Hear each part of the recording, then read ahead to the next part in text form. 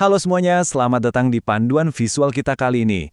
Langsung aja ya, hari ini kita bakal membedah prosedur wajib yang krusial banget tentang induksi keselamatan atau K3L, khusus untuk Laboratorium Lingkungan Dinas Lingkungan Hidup Kabupaten Sarolangun. Buat Anda yang sehari-hari berurusan dengan bahan kimia dan peralatan teknis, paham aturan ini tuh bukan sekedar formalitas, tapi benar-benar jadi garis pertahanan utama Anda. Sebelum melangkah masuk ke ruang kerja, setiap personel lab dan tamu resmi wajib banget mematuhi semua protokol ini. Gak ada pengecualian, karena keselamatan itu kan bukan pilihan, tapi fondasi dari semua aktivitas kita. Oke, di penjelasan kali ini kita punya 5 poin utama. Ada pengenalan keselamatan, standar APD, aturan dan larangan, penanganan insiden dan limbah, dan terakhir prosedur evakuasi darurat. Bagian pertama, pengenalan keselamatan. Ini tentang komitmen kita terhadap kesehatan dan keselamatan kerja. Masuk ke bagian kedua, standar APD, alias perlindungan dasar Anda selama berada di dalam lab. Nah, ini dia lapisan pertahanan pertama Anda. Jas lab lengan panjang itu wajib ya, dan pastikan dikancingkan dengan baik, jangan dibiarkan terbuka begitu saja. Untuk alas kaki, pastikan Anda pakai sepatu yang tertutup rapat atau sandal khusus lab yang menutupi seluruh bagian kaki. Tujuannya simpel, biar kaki Anda aman kalau tiba-tiba ada tumpahan bahan kimia. Terus, jangan lupa juga pakai masker, sarung tangan, dan kacamata pelindung. Tentunya ini semua disesuaikan dengan seberapa bahaya pekerjaan yang lagi Anda tangani. Ada beberapa hal praktis pas pakai APD yang kadang suka terlupa, padahal krusial banget. Pertama, kancing jas lab itu harus rapat. Kedua, buat rekan-rekan wanita yang berhijab, pastikan jilbabnya dimasukkan rapi ke dalam jas lab. Dan ketiga, buat yang rambutnya panjang, wajib diikat kuat, jangan dibiarkan terurai. Kenapa sih aturannya begini?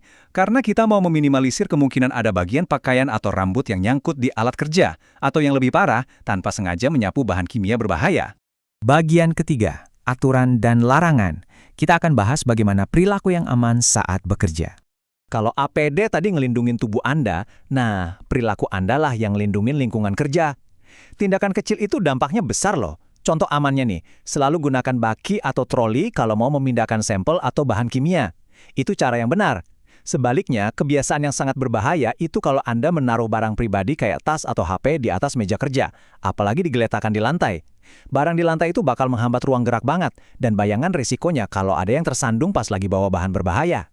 Berikutnya adalah daftar larangan keras yang harus dipatuhi tanpa tawar-menawar. Dilarang keras makan, minum, atau merokok di dalam area lab. Risiko bahan kimia tertelan itu tinggi banget. Terus, dilarang lari-larian atau bercanda berlebihan. Lab itu area yang butuh fokus penuh.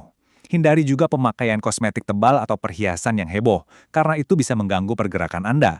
Satu lagi yang nggak kalah penting, jangan pernah memodifikasi alat kerja apapun kalau belum ada izin langsung dari petugas berwenang. Kita harus selalu jaga profesionalisme. Perhatian khusus nih soal penglihatan Anda. Ada bahaya besar yang mengintai kalau Anda pakai lensa kontak.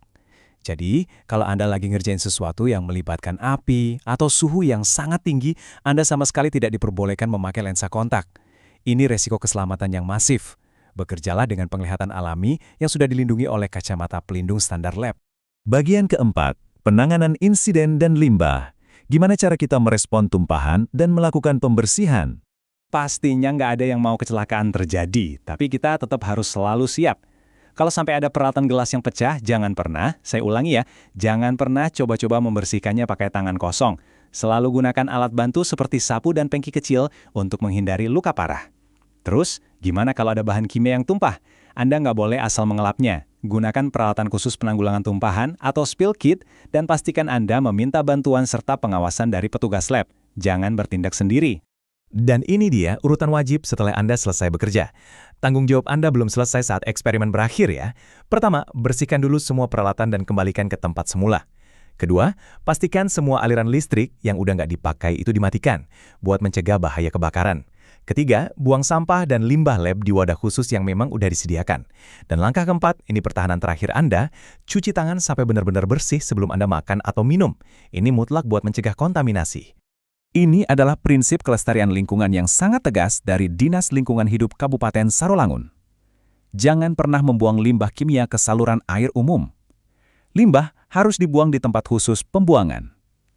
Menjaga keselamatan di dalam lab, itu juga berarti kita punya tanggung jawab untuk tidak mencemari lingkungan di luarnya. Oke, sekarang mari kita berhenti sebentar. Coba tanyakan ke diri Anda, Apa yang bakal Anda lakukan kalau tiba-tiba sirine tanda bahaya bunyi kencang banget atau terjadi kecelakaan parah di depan mata Anda? Ini membawa kita ke bagian kelima, evakuasi darurat. Langkah-langkah protokol untuk menyelamatkan nyawa. Informasi ini literally didesain buat nyelamatin nyawa Anda dalam kondisi panik, jadi tolong disimak baik-baik. Kalau ada kecelakaan kerja, segera lapor ke petugas dan lakukan pertolongan pertama sesuai SOP. Tapi kalau situasinya meluas dan sirine berbunyi, ketahuilah itu bukan simulasi. Pertama, jangan panik. Tarik napas, tetap tenang. Kedua, ikuti semua arahan petugas lab. Ketiga, segera keluar dari ruangan dengan tertib, ikuti jalur evakuasi menuju titik kumpul atau assembly point. Dan keempat, ini aturan yang nggak boleh dilanggar. Jangan pernah coba kembali ke dalam lab dengan alasan apapun, sampai ada pernyataan resmi dari petugas kalau area itu udah aman. Mari kita renungkan kutipan yang sangat kuat ini dari Bapak Hendrik Suryandi. Beliau bilang, lebih baik kehilangan 1 menit dalam hidup daripada kehilangan hidup dalam 1 menit. Kalimat ini benar-benar ngejelasin inti dari semua aturan kaku di lab ini. Luangin waktu 1 menit, 2 menit ekstra buat ngancingin jas lab, pakai kacamata, atau cuci tangan, itu adalah investasi kecil yang ngejamin nyawa Anda sendiri. Jadi, intinya apa yang harus Anda bawa dari penjelasan ini? Selalu ingat, ada keluarga yang nunggu kita pulang ke rumah dengan selamat. Keselamatan itu bukan cuma tugas satu orang, ini tanggung jawab kita bersama. Setiap kali Anda mematuhi prosedur ini di Laboratorium Lingkungan Dinas Lingkungan Hidup Kabupaten Sarulangun, Anda nggak cuma melindungi diri sendiri, tapi juga mastiin rekan kerja Anda bisa pulang dengan aman ke keluarganya. Terima kasih sudah menyimak panduan visual ini, tetap utamakan keselamatan kerja, dan sampai jumpa.